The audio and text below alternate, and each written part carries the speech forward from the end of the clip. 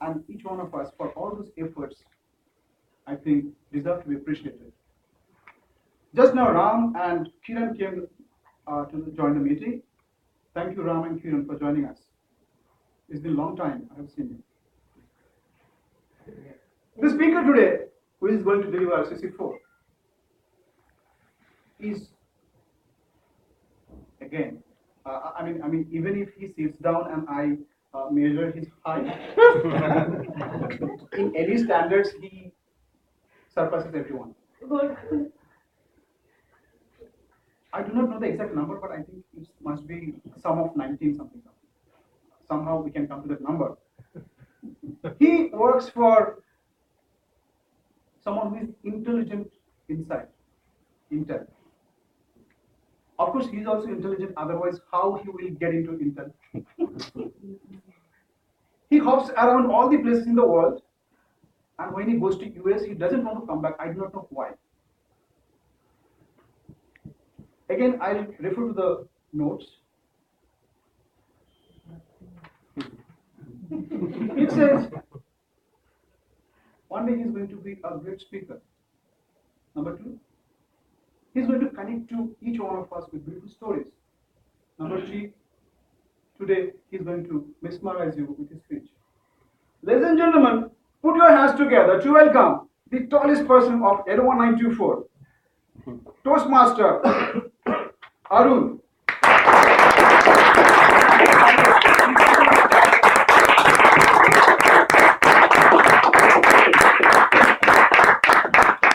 Thank you, Subrato. For the first time, I was listening to my own breath.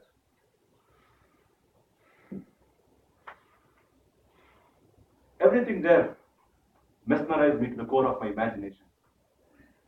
Everything looked so systematic, symmetrical, and synchronized. Every minute I spent there, I could see a transformation, just like how a caterpillar transforms into a beautiful butterfly. I was the guest who was completely ignored by the host there. Yes, friends, that part of the world did not believe in Atiti Devo Bhava. But yet, I enjoyed the stay there. Dear Toastmaster and my dear friends, what you just heard is a trailer of my next speech. If you liked it, please don't miss it. It's coming soon. Check. Rewind, please. Time 6 years back. Location Chamundi Hills. Chamundi Hills is one of the not to miss places in Mysore. It gets its name because of the famous temple which is located at the top of the hill. To reach the top of the hill, either you can take the road or climb up 1,000 odd steps to reach the top.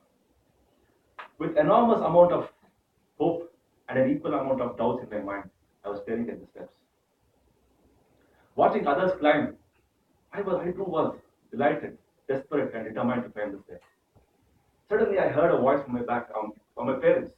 Said, "Arun, you cannot. Just come and sit in the car. Let's go up."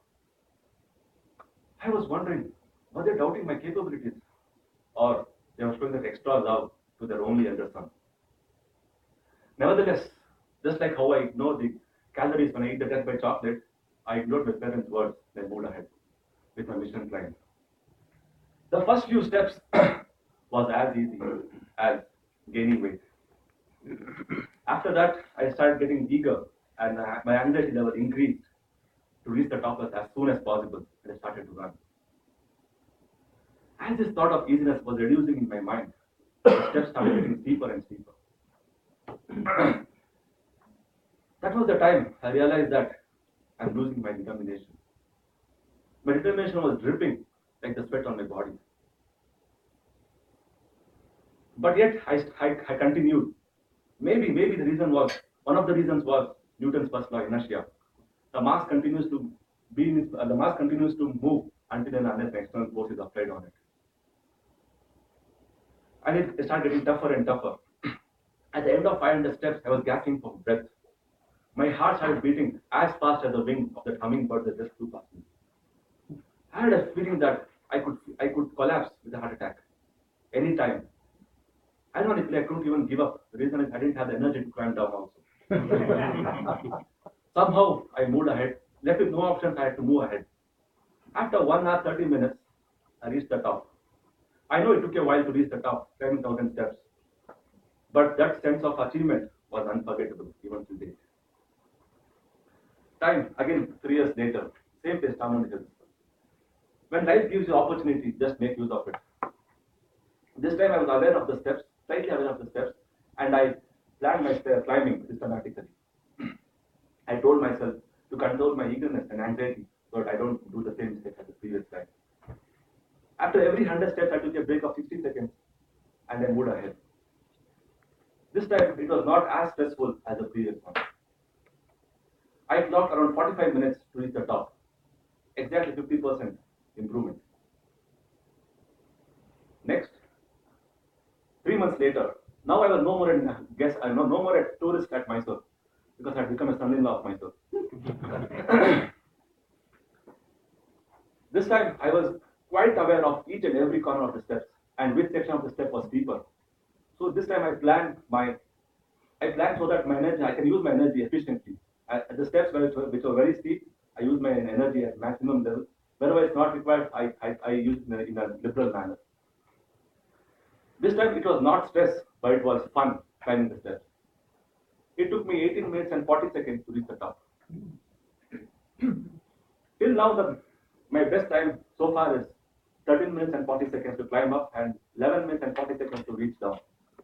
But I still believe I can do better than this. When I look back and see and retrospect the attempts which I made to climb steps, it was the same hill which had the same number of steps, and it was just me every time. But the results were different in each of the time. The time taken to climb the hill drastically reduced over the time, and also, which was very stressful, reduced to more fun activity. I sorry, suffering from cold, but still. But the reason behind this was it was my efforts put in each attempt, and also my attitude towards it. Friends, I think in life too, we are going to face many activities, many uphill tasks, whether we want it or not. But we have to accept it. We have to accept it so that we put in our best efforts with the right attitude to conquer it. You and me did not ask for the life which was given to us, but it was still given to us. The best we can do is put in our best effort to make it memorable. Over to you.